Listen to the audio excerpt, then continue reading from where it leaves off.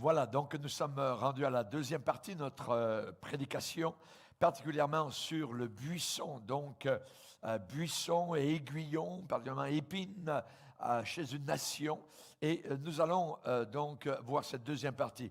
Nous saluons évidemment tous ceux qui se joignent à nous dans la deuxième partie de ce grand message concernant l'apostasie d'un peuple ingrat par rapport à ce que nous avons lu et vu dans Juges au chapitre 9. C'est là le tremplin pour notre prédication, notre réflexion donc biblique sur l'état de notre nation, l'état actuel donc des choses telles qu'elles sont. Nous avons passé donc la destruction des 2 tours de New York. Nous sommes actuellement donc dans cette histoire du virus, d'épidémie, de pandémie, tout cela qui va évidemment déboucher sur le puçage du monde entier, des milliards et des milliards de personnes. Pourquoi? Eh bien, pas parce que Bill Gates le désire, pas parce que le diable le désire, mais plutôt particulièrement parce que la Bible le décrit. Et Jésus a toujours déclaré, il faut, c'est une nécessité que les Écritures se réalisent. Et nous allons donc voir dans cette deuxième partie, puisque nous avons vu l'apostasie d'un peuple ingrat, nous allons voir maintenant l'arrogance d'un leader impie, littéralement. Donc, et vous avez remarqué, puisque nous avons 3 parties dans ce message, la première partie commence par un A, la deuxième par un A, la troisième par un A. Nous parlons, de l'apostasie, deuxièmement de l'arrogance et troisièmement de l'apathie. Et ensuite, nous avons des mots, évidemment, nous avons joué ensemble qui, évidemment, nous aident de manière mnémotechnique à nous rappeler des choses. Nous avons l'apostasie d'un peuple ingrat. Nous allons maintenant voir l'arrogance d'un leader impie et nous terminerons par l'apathie de témoins irresponsables totalement. Alors, nous allons demander au Seigneur de nous aider, nous allons prier le Seigneur, nous aider à comprendre ce qu'il veut bien nous enseigner. Père, nous te bénissons et te glorifions pour le privilège immense qui est le nôtre d'entrer en ta présence, où nous avons un accès totalement libre depuis que la croix, son œuvre a été réalisée, finie et achevée, depuis que le voile du temple à Jérusalem a été déchiré symboliquement, donc nous montrant que maintenant nous avons l'entrée libre dans le lieu très saint. Depuis ce temps-là, Seigneur, te bénissons parce que nous pouvons venir à toi tels que nous sommes, être libérés, pardonnés, enseignés, consolés, instruits dans la justice. Merci pour Jésus. Merci pour notre Sauveur, notre frère céleste qui s'est donné pour chacun de nous à la croix et combien nous serons non pas irresponsables, nous ne serons pas non plus ingrats, mais nous voulons être reconnaissants et nous voulons être, je dirais, responsables. Veuille bénir ces instants et que nous puissions t'en donner toute la gloire à toi seul, Jésus-Christ et Seigneur. Amen. Amen. Voilà, donc, chers amis, nous vous saluons, évidemment, donc, depuis le Canada, au nord de la terre, vous qui êtes au sud, au centre, à l'est ou à l'ouest, cela n'a aucune importance. Nous sommes devenus un village global et nous allons particulièrement, donc, ouvrir la Bible. J'aimerais lire avec vous dans le livre des Juges. Le livre des Juges, particulièrement, nous allons voir maintenant, donc, dans ce grand message que j'ai intitulé les buissons et les aiguillons chez une nation, donc, et on sait particulièrement que nous avons là la première parabole de toute la Bible, l'histoire des arbres. Nous l'avons lu dans la première partie et j'aimerais maintenant lire avec vous au chapitre 9 des Juges, verset 1er. Abimélec, fils de Jérubbaal, c'est-à-dire de Gédéon, se rendit à Sichem vers les frères de sa mère. Et voici comment il leur parla, ainsi qu'à toute la famille de la maison du père de sa mère. Dites, je vous prie aux oreilles de tous les habitants de Sichem, vaut-il mieux pour vous que 70 hommes, tous fils de Gédéon, dominent sur vous, ou qu'un seul homme domine sur vous? Et souvenez-vous que je suis votre os et votre chair. Ça veut dire que je fais partie de votre famille. Les frères de sa mère répétèrent pour lui toutes ces paroles aux oreilles de tous les habitants de Sichem. Et, regardez bien, leur cœur inclina en faveur d'Abimélec. Car ils se disaient, c'est notre frère. Ils lui donnèrent 70 cycles d'argent qu'ils enlevèrent de la maison de Baal-Bérith, le faux dieu apostat. Voyez? Donc, ils ont pris l'argent dans cette maison de ce faux dieu. Abimélec s'en servit pour acheter des misérables et des turbulents qui allèrent après lui, qu'ils suivirent. Il vint dans la maison de son père à Ophra et il tua ses frères, fils de Gédéon, 70 hommes sur une même pierre. Il n'échappa que Jotam, le plus jeune fils de Gédéon, car il était caché. Tous les habitants de Sichem et toute la maison de Milo se rassemblèrent. Ils vinrent et proclamèrent roi Abimélec près du chêne planté dans Sichem. Voilà, donc nous avons un texte que nous avons lu. À prime abord, nous lisons donc de manière historique ce qui est arrivé et nous allons essayer d'en tirer la substantifique moelle. Nous avons l'arrogance d'un leader impie. Nous avons vu dans la première partie que vous avez entendu l'apostasie d'un peuple ingrat.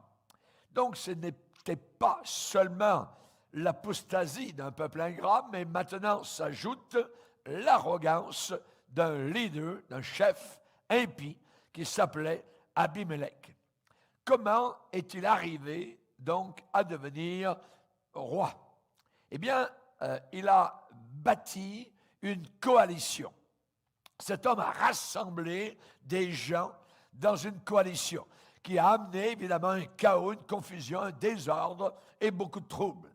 Ces hommes étaient véritablement donc un buisson d'épines, et celui qui les conduisait était un anarchiste. Il avait l'ambition impie de diriger le pays. Et il a bâti donc cette coalition, politiquement parlant. Il est allé vers ses amis, là où il avait été élevé, et qu'est-ce qu'il leur a dit? Il leur a simplement dit, vous savez, je suis l'un des vôtres, je fais partie de votre génération. C'est la nôtre. Et j'aimerais vous rappeler que dans les années 70, à Woodstock, voyez, il y a eu un paquet de jeunes avec des bouteilles, des seringues, des pilules, des drogues, des guitares, avec des t-shirts noués et serrés, des jeans délavés, les cheveux longs, la musique rock, les colliers autour du cou. Et ils sont allés dans cet endroit, comme ils sont allés dernièrement en Serbie, donc par milliers pour, évidemment, donc boire, forniquer, fumer de la dope, se piquer et avoir donc du sexe et un big time, comme ils le disent. Et j'aimerais vous dire que la même génération de cette époque-là, eh bien aujourd'hui, cette génération s'est rasée, s'est coupé les cheveux, a mis des souliers à ses pieds, a ôté les colliers, s'est tatoué sur tout le corps, s'est habillé en gothique, mais c'est le même genre de foule que dans les années 70. Et ils vont en direction donc de Washington, en direction donc de la Serbie. Donc cet homme, Abimélec, a construit à partir d'une coalition. Et ce leader, qu'est-ce qu'il a fait? Eh bien, il a acheté, il a soudoyé ses participants. Voilà un véritable politicien. Voyez, il a acheté ses électeurs. Hein. Il est allé vers les frères de sa mère, c'est-à-dire vers ses oncles, hein, qui ont répété pour lui toutes ces paroles aux oreilles de tous les habitants de Sichem. Maintenant, on peut se dire, où est-ce qu'il a pris son argent pour, évidemment, donc se faire élire? Eh bien, à partir des profits d'un dieu d'immoralité sexuelle. Il est dit qu'ils lui donnèrent 70 cycles d'argent. On pourrait dire aujourd'hui 7 millions de dollars. Et Abimelech, il dit, s'en servit pour acheter des misérables, des turbulents, ça veut dire quoi? Des personnes légères qui le suivirent. Littéralement, dans cette locution, cela veut dire des hommes vides. Des hommes vides. La version seconde dit des hommes misérables et turbulents. Des hommes vides. Ça veut dire quoi? Ça veut dire qu'il a acheté ses élections. Il a acheté ses élections et ça a été une gifle directement à la face du Dieu d'Israël à cause de la provenance de son argent. Des gens de rien, des aventuriers. Et on peut parfois s'acheter une élection. Quelqu'un va dépenser donc 20, 30 millions de dollars américains pour gagner une élection, ou des milliers, des millions donc d'euros. Hein. Vous pouvez à ce moment-là promettre beaucoup, vous pouvez acheter les gens. Ensuite, ce leader, Abimelech, qu'est-ce qu'il a fait? Eh bien, il a brutalisé ses compétiteurs. Ceux, évidemment, donc, qui ne l'aimaient pas beaucoup. Cet homme-là était un homme de sang. Un homme de sang. Qu'est-ce qu'il a fait? Eh bien, il a tué 70 hommes sur une même pierre. On ne voit pas cela, évidemment, aujourd'hui. On vous mettrait en prison. Vous ne pouvez pas faire ça. Mais vous pouvez cependant avoir un gouvernement bâti sur du sang. Sur du sang. Et nous avons des gouvernements dans l'Occident qui sont tous bâtis sur du sang. Le sang des petits bébés, le sang d'enfants innocents.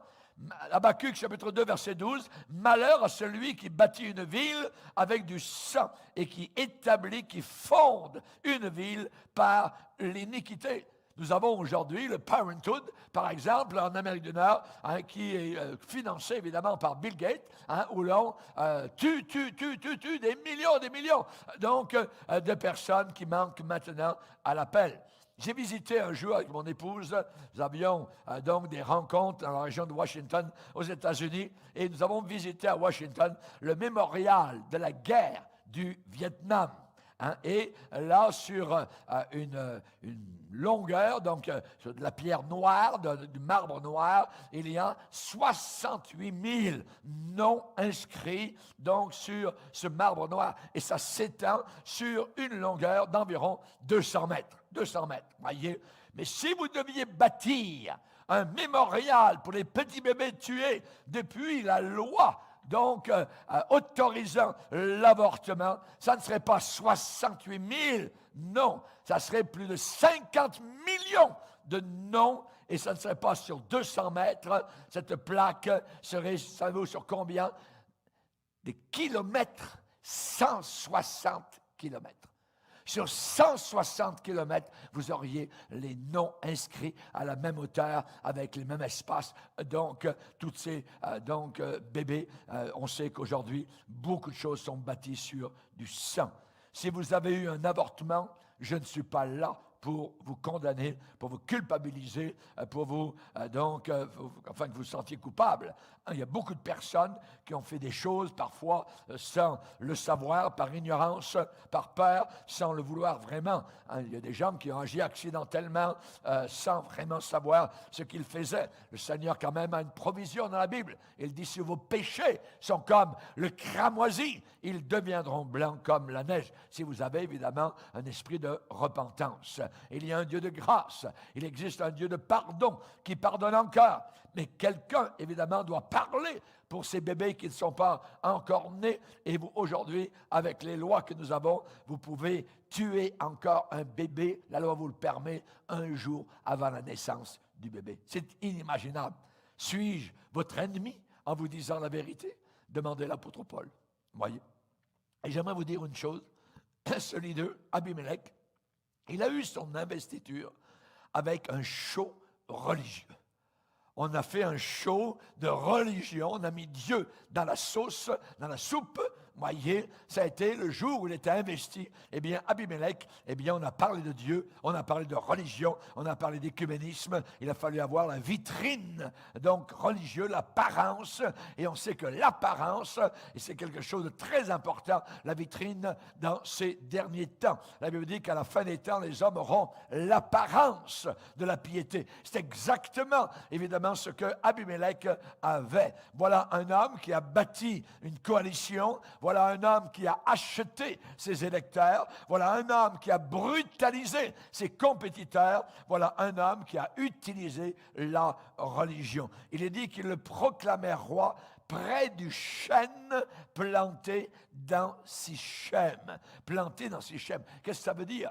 Voyez qu'il le proclamait roi dans un certain endroit près du chêne planté dans Sichem. Quel était cet arbre? Ce chêne à Sichem, eh bien c'était là où Abraham avait adoré Dieu. C'est là où Abraham avait cherché la face de Dieu. Donc ça veut dire que c'est là que ça s'est passé, cette investiture, proche du grand arbre, disent certaines traduction, là où Dieu avait parlé à Abraham, là où Dieu lui avait donné son alliance.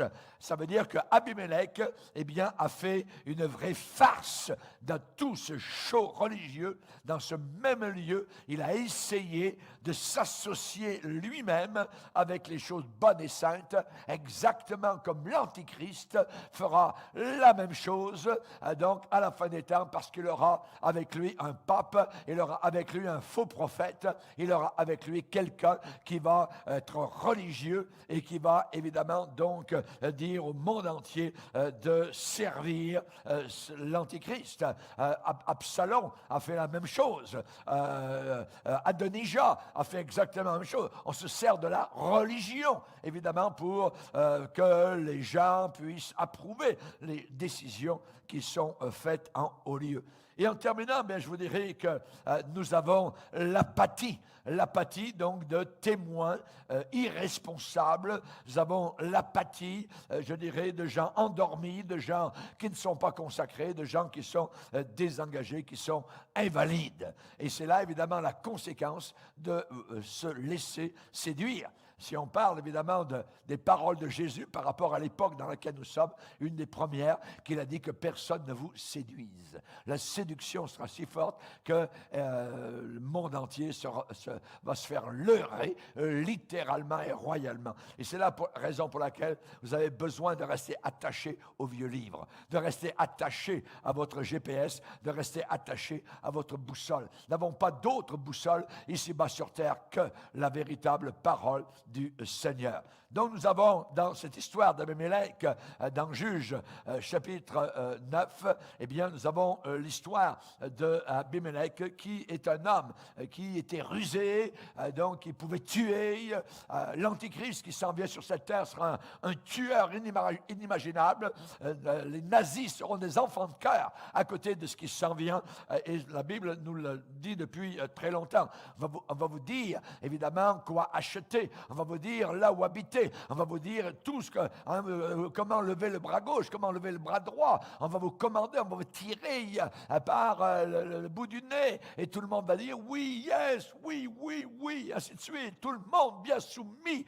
On marche au pas, on s'en va vers l'enfer. Voyez, c'est terrible ce qui s'en vient sur la planète Terre. Nous avons l'apathie. L'apathie, les gens sont en train de dormir. Les gens sont au gaz, littéralement. Et particulièrement, donc, il y avait là un homme qui s'appelait Jotham, et cet homme était un homme de Dieu qui connaissait la voix de Dieu. Et alors que ses frères donc étaient en train de se faire tuer sur une même pierre, eh bien lui, il a échappé. Il s'est tenu debout. Il avait quelque chose à dire. La Bible dit que Jotham en fut informé de toute la chose et il est allé se placer sur le sommet de la montagne de Garizim et il a crié à haute voix: écoutez-moi, habitants de Sichem, et que Dieu vous écoute. Et que Dieu vous écoute. Si vous voulez que Dieu écoute votre parole, alors il faut que vous écoutiez la parole de Dieu. Absolument. Il faut écouter la parole de Dieu. Parle, Seigneur, car ton serviteur écoute. Dans Proverbe 28 et au verset 9, il est dit, si quelqu'un détourne l'oreille pour ne pas écouter la parole de Dieu, sa prière même est une abomination. Donc on peut prier, mais ça peut être une abomination. Il y a la prière abominable. C'est quand quelqu'un détourne son oreille de la parole de Dieu. Et là, qu'est-ce que Jotham a dit du haut de cette montagne, du mont Garizim, à la ville qui était en bas? Il leur a parlé. Il leur a donné la première parabole de toute la Bible. Il leur a parlé de cette parabole des arbres qui se sont rassemblés. C'est une image, c'est une parabole. Les arbres, un jour, sont rassemblés et on dit, on veut un roi. On veut un roi, on a besoin d'un roi. Alors, tous ces arbres-là sont allés vers l'olivier. Olivier, veux-tu régner sur nous? Réponse de l'olivier, je ne peux pas. Je ne peux pas. Je suis trop occupé à produire mon huile, à produire le gras. Je suis dans une affaire de nécessité nationale. Voyez? L'olivier, donc, a refusé totalement de renoncer à son huile. Alors les arbres sont allés voir Monsieur Figuier. Figuier, veux-tu devenir notre roi? On a besoin d'un roi. Monsieur Figuier répond, non, je ne peux pas. Je suis trop occupé à produire la douceur, à produire le fruit de l'esprit, à produire des figues avec leur douceur. Il peut y avoir des nécessités, mais moi, je m'occupe des finesses, la douceur. Je suis trop occupé à faire cela. Je ne veux pas renoncer à mon fruit. Mon fruit est excellent. Ah oui. Alors les arbres sont allés ailleurs. Puisque M. Olivier ne veut pas être le roi, M. Figuier ne veut pas non plus, alors ils vont aller vers Madame Lavigne. Ils vont vers Madame Lavigne. Madame Lavigne, voulez-vous être notre reine? Et Madame Lavigne répond, non, hélas, je ne peux pas. Je suis trop occupé à produire du raisin qui réjouit Dieu et qui réjouit le cœur de l'homme. Ça, c'est un luxe et je ne peux pas m'en passer. Conclusion, eh bien, il y avait des nécessités, l'huile de l'olivier, il y avait des finesses, il y avait donc la douceur des figues et il y avait du luxe qui était le vin de la vigne. Tous étaient trop occupés à faire de bonnes choses. Et vrai, c'était vrai. Alors ils sont allés vers Monsieur Buisson. Monsieur Buisson d'Épine. Donc, Monsieur Buisson, voulez-vous être notre roi? Monsieur Buisson répond, mais oui, je veux. Avec un grand plaisir, je serai très heureux de vous servir. Vous pourrez rester à mon ombrage et je serai de l'ombre, du repos pour vous tous. Pouvez-vous imaginer un buisson d'épines être de l'ombre? Le buisson ne porte aucun fruit. Le buisson n'a pas d'ombre, n'a pas de douceur, n'a même pas de bois pour la construction. Il est totalement inutile. Qu'est-ce que fait M. Buisson?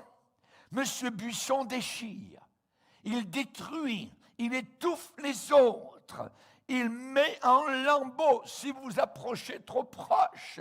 Il va vous déchiqueter. Il va s'accrocher, se coller à vous. Il va se cramponner. Il va vous pousser. C'est très dur à déraciner un buisson. Tous ces gens-là, évidemment, que nous voyons, ont fui. Ils ont fui.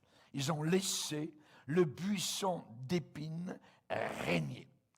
Edmund Burke a déclaré « Tout ce qui est simplement nécessaire pour que le mal triomphe, c'est simplement, il faut que des hommes bons ne fassent rien et se taisent. Et ainsi le mal va de l'avant. » Évidemment, je ne vise personne. Je ne vise personne. Je n'ai pas dit dans ma prédication des noms. Voilà ce qui, donc, est arrivé simplement dans l'Israël ancien. Dans l'Israël ancien. C'est une situation très, très sérieuse. Ce buisson, eh bien, il a fini les crânes brisés par la meule qu'a lancée une femme. Dans Juges, chapitre 9, il est dit « Alors une femme lança sur la tête d'Abimélec un morceau de meule de moulin et lui brisa le crâne. » Alléluia. Chers amis, je bénis le Seigneur. Que cette femme soit l'église de la fin des temps. Alléluia. Que l'église de la fin des temps écrase littéralement, lance la pierre, Jésus-Christ, sur la tête du serpent ancien.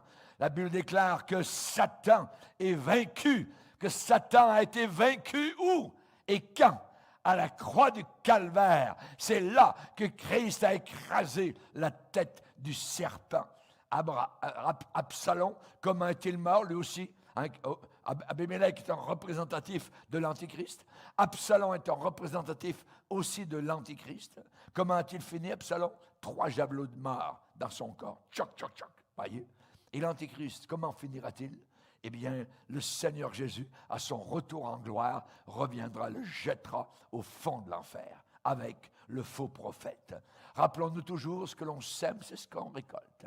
C'est ce qu'on récolte. Le salaire du péché, c'est la mort. Voyez, s'il y a une semence, il y a aussi une récolte. Nous devons bien lire la fin du chapitre 9, où il est dit, au verset 56, « Ainsi, de cette manière-là, Dieu fit retomber sur Abimélec tout le mal qu'il avait fait. » Ainsi, Dieu fit retomber sur Abimélec le mal qu'il avait fait en tuant ses 70 frères. Ses 70 frères, imaginez. Et au verset 57 du chapitre 9 des Juges, et il dit encore, « Et Dieu fit retomber sur la tête des gens de Sichem tout le mal qu'ils avaient fait. » Ainsi se réalisa la malédiction de Jotham, ce que Jotham avait dit du haut du mont Garizim. Donc on voit qu'il y a une récolte et il y a évidemment aussi une semence. Il y a eu la semence et s'ensuit la récolte. Je ne termine pas dans le désespoir. Pourquoi? Parce que le livre des Juges montre que Dieu préfère quoi? Dieu préfère pardonner que de juger.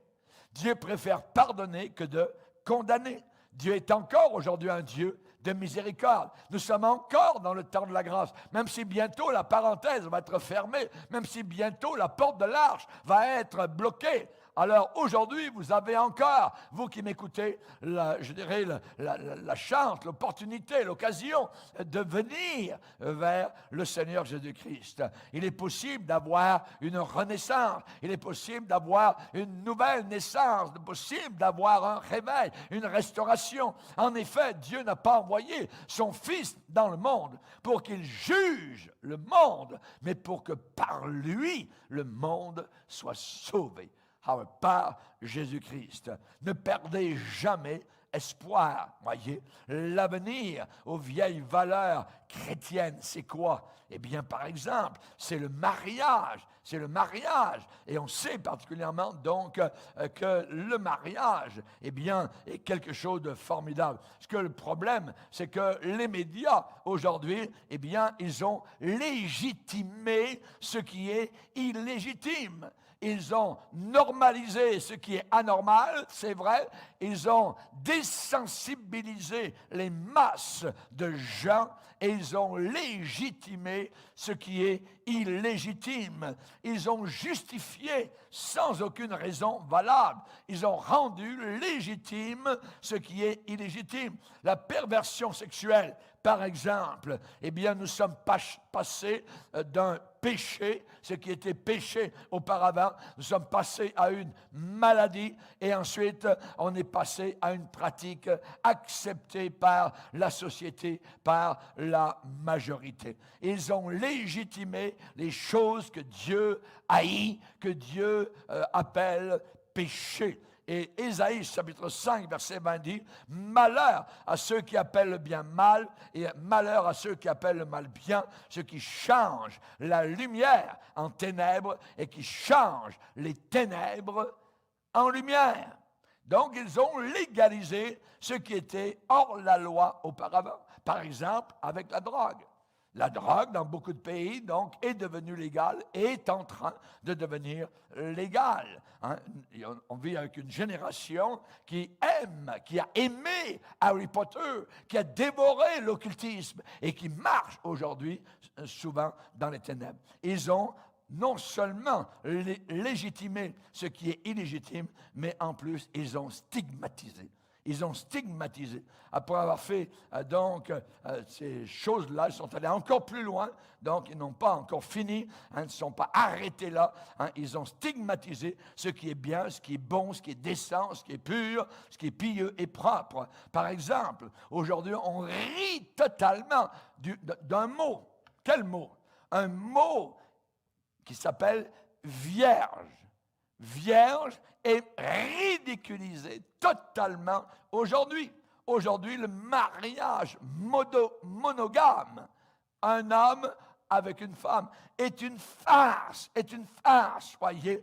Aujourd'hui, se tenir debout, je dirais bout au vent, pour la vérité de la Bible, alors on vous appelle un radical, religieux, un fondamentaliste, un arriéré, hors de son temps, un légaliste. Et simplement et seulement parce qu'on dit la différence entre ce qui est vrai et ce qui est faux. On donne la différence, l'heure juste, entre le mal et le bien. Et se tenir aujourd'hui pour ce qui est droit et correct n'est plus toléré, mais stigmatisé.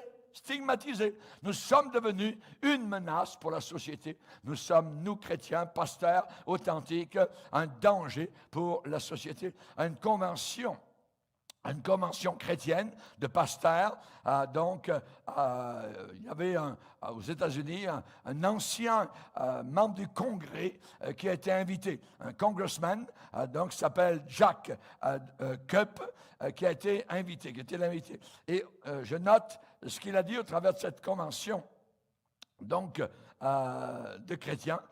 Quand les écoliers sont encouragés à apprendre et à lire au sujet des condoms, mais en même temps, quand on interdit de voir les 10 commandements de Dieu placardés sur les murs de l'école, quelque chose de très mauvais dans le système d'éducation est en train d'arriver.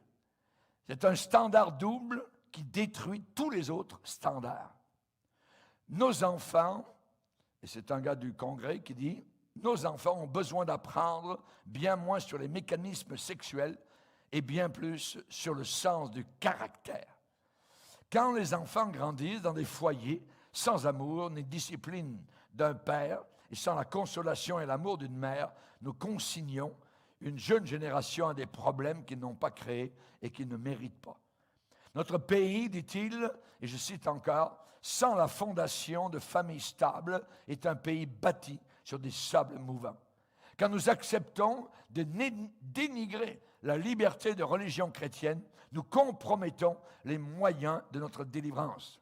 Comme nation, comme Occident, nous avons été conçus dans la foi chrétienne, nous avons été bâtis sur la foi chrétienne et nous avons prospéré au travers de la foi chrétienne.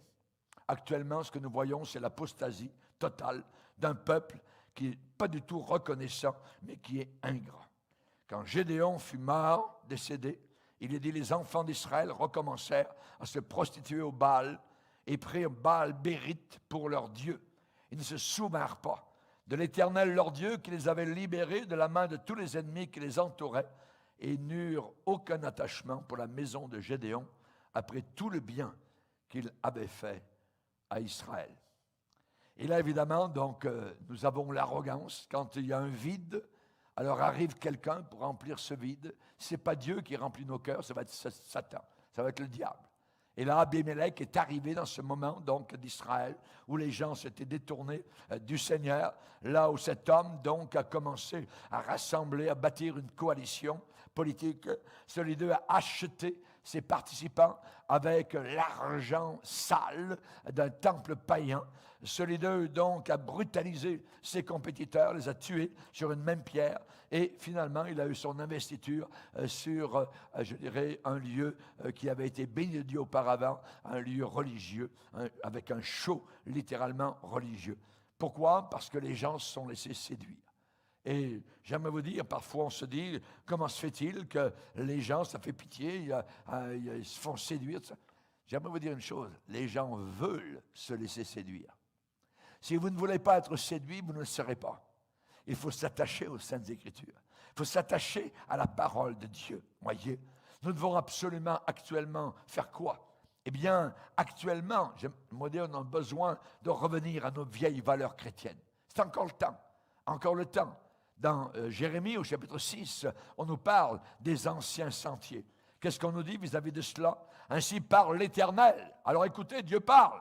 Placez-vous sur les chemins et regardez bien, regardez, observez. Demandez, posez des questions. Quels sont les anciens sentiers? Quels sont les anciens sentiers? Quels sont les sentiers anciens? Quelles sont la vieille manière d'agir? Voyez, quelle est la bonne voie? Posez la question. Et marchez-y. Résultat, conséquence, vous trouverez le repos de vos âmes. Vous trouverez du repos pour vos âmes. Mais à l'époque de Jérémie, ils répondirent, nous n'y marcherons pas. Ils ont voulu se laisser séduire. Chers amis, c'est très triste de voir des gens qui obéissent évidemment à Satan, qui est le séducteur en chef, qui joue derrière les rideaux du monde. Il y a évidemment donc des gens dans l'ombre à une très haute altitude qui gouvernent le monde entier et qui font la pluie et le beau temps. Et les gens obéissent de façon soumise, évidemment, parce qu'ils sont séduits, parce qu'ils sont dans l'apathie, dans le sommeil. David disait au Seigneur, « Seigneur, que je ne m'endorme pas du sommeil de la mort, et que mon ennemi ne dise pas, je l'ai vaincu. Seigneur, garde-nous, s'il te plaît, éveillés. » Et au travers de la prédication que vous entendez, vous là-bas au bout de l'Afrique, alors réveille-toi mon frère. Vous là-bas en Amérique du Sud, vous là-bas en Californie ou ailleurs, vous là-bas à Kinshasa, vous là-bas à Moscou ou ailleurs à Pékin ou ailleurs dans le monde, alors donne ta vie à Jésus-Christ maintenant, avant qu'il ne soit trop tard. Nous devons aller aux vieilles valeurs, demander quels sont les anciens sentiers, la bonne voie, et vous aurez le repos de vos âmes. Ça n'a aucun prix, le repos de vos âmes. L'argent ne vaut rien au jour du jugement. La Bible déclare que les hommes jetteront leur lingot d'or aux chauves-souris au jour du jugement. Ça ne servira absolument à rien. Voyez. Donc, j'aimerais vous dire que l'avenir, et encore le peu d'avenir qui nous reste aux vieilles valeurs chrétiennes, par exemple, du mariage, la sensibilité envers la famille, un homme et une femme avec des enfants. Nous sommes contre l'avortement, nous sommes contre le parenthood, la planification familiale. Non, non, non! Nous devons avoir une contre-révolution en revenant à la Bible, en revenant à la prière, pas aux potes, pas à la drogue, mais par une discipline personnelle et non pas l'indulgence, à la négligence personnelle. Nous devons avoir de l'amour pour la famille et non pas l'amour libre et non pas un mariage pour tous. Non, nous devons colorer le ciel avec nos prières. Avec nos prières, nous devons lutter aux portes. Ce sont les violents qui s'emparent du royaume de Dieu. Seigneur, aide-nous à être avisés comme des serpents, à être simples comme des colombes, à être pleins de hardiesse, d'assurance, comme un jeune lion, que nous puissions briller dans un lieu ténébreux. Seigneur, réveille-moi, commence en moi, s'il te plaît, Seigneur Jésus. La Bible dit et pose la question, mais comment échapperons-nous? Comment échapperons-nous si nous négligeons un si grand salut, la croix du calvaire, Christ cloué pour mes péchés et les tiens. Ne négligez jamais, jamais le calvaire. Comment allez-vous échapper? La Bible dit que Jotham, qui a échappé au massacre, et la Bible en parle, pourquoi a-t-il échappé? La Bible dit, Jotham s'échappa parce qu'il s'était caché. Si tu veux échapper à ce qui s'en vient sur la planète Terre, il va falloir te cacher en Christ, te cacher dans le Seigneur Jésus-Christ. La Bible dit, votre vie est cachée en Jésus-Christ. Alléluia, gloire au Seigneur. Moïse s'est caché dans la fente du rocher. Élie s'est caché au bord du torrent Kérit. David s'est caché dans la caverne d'Adullam. Nous avons besoin de nous cacher en Christ. Jotham a échappé au massacre parce qu'il avait une vie de prière, parce que nous devons avoir une vie de foi, une communion avec le Seigneur Jésus-Christ. Ce que Dieu veut, cher ami, c'est la sanctification, que tu sois mis à part. Jotham était à part. Ses 70 frères ont été tués sur une seule pierre et il a échappé. Ce qui s'en vient sur la planète Terre, écoutez-moi bien, regardez-moi droit dans les yeux, il s'en vient des milliards de personnes qui vont être tuées, des milliards de personnes qui vont s'égorger les unes les autres. Cette Bible, qui est la parole de Dieu, est un livre prophétique qui s'accomplit quand la Bible disait que Jésus-Christ viendrait, qu'il naîtrait des jeunes filles vierges. Est-ce que c'est arrivé? Oh yes! Quand la Bible disait qu'il mourrait sur une mort soudaine et crucifié, cloué, est-ce que c'est arrivé?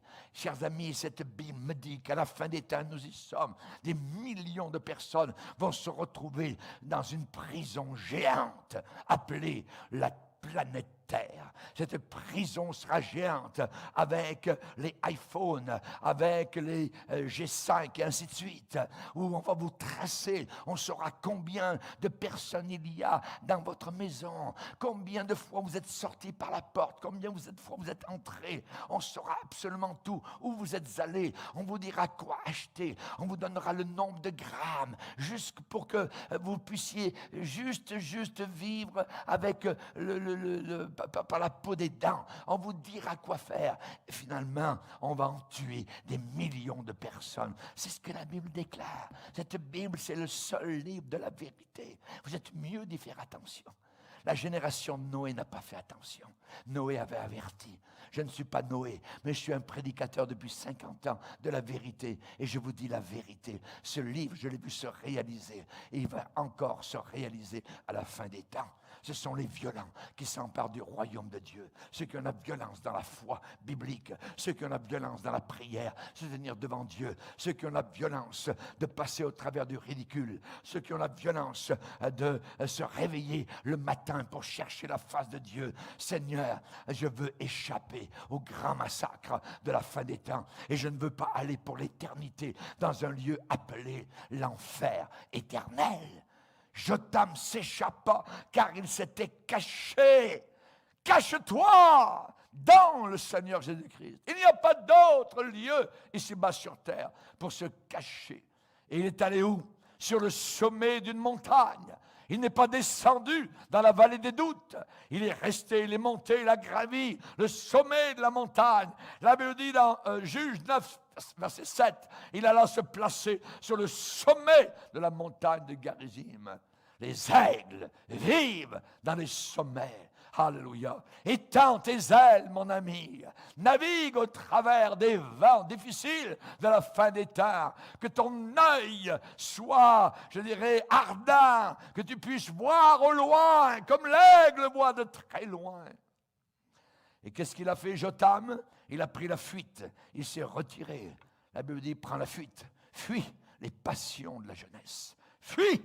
Joseph a fui la femme de Potiphar qui voulait l'enrober de son volcan infernal. Il est allé où? Plus tard, il est allé à Ber. Savez-vous ce que ça veut dire Ber? B-E-E, B-2-E-R. Ça veut dire puits. Puits. Vous devez aller vers le puits de la grâce, le puits de l'amour, le puits de la paix, le puits de la patience, le puits de la persévérance, de la sagesse, par le Saint-Esprit. Et finalement, il est allé où?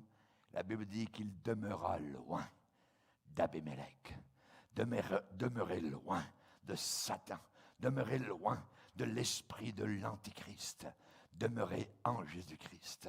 Relisez Jean chapitre 15 et vous verrez ce verbe revenir fois après fois, comme les vagues de la mer reviennent fois après fois. Demeurez en moi, demeurez en moi. Si vous demeurez en moi, celui qui ne demeure pas en moi, demeurez en moi, demeurez en moi, demeure dans le Seigneur. Tu sais, Timothée, les choses vont s'aggraver à la fin des temps. Toi, demeure dans les choses que tu as apprises et reconnues certaines, sachant de qui tu les as apprises. Baissons nos têtes et prions. Père, nous sommes devant toi. Nous reconnaissons, Seigneur, la validité de ta parole, la véracité des Écritures, l'authenticité du Logos. Nous te remercions, Seigneur, pour ton fiat qui ne passera pas. Seigneur, le ciel, la terre passeront. Tes paroles ne passeront pas. Elles s'accompliront, se réaliseront telles que déclarées. Nous te demandons, Seigneur, aujourd'hui, que tu puisses sauver, pardonner, libérer ces âmes qui par milliers sont en train d'écouter ta parole. Alors, Seigneur Jésus, que nous voyons déjà l'ombre de l'Apocalypse venir sur la planète Terre, alors que les plans diaboliques sont en train de se dévoiler, alors que Satan séduit les masses des capitales, des campagnes, des villages, des villes, des îles, des montagnes, des vallées de la planète Terre, Seigneur. Nous te demandons que du nord au sud, de l'est à l'ouest, ta parole parcourt tous les éléments du globe terrestre, parce que tu es un Dieu qui a dit, l'évangile authentique sera prêché au monde entier. Ensuite, viendra la fin. Nous te bénissons, Seigneur, de ce que ce ne sont pas les hommes qui ont l'horloge des événements de la fin des temps. C'est toi, Seigneur, qui contrôle le tic-tac du chrono. Nous te bénissons, Seigneur. Nous te remercions, car l'Antichrist ne peut venir que lorsqu'il y aura eu la disparition. Cette entité formidable et glorieuse, cette géante, puissante, appelée Église de Jésus-Christ. Merci, Seigneur. Au nom de Jésus, Amen. Et tout le peuple dit Amen. Amen.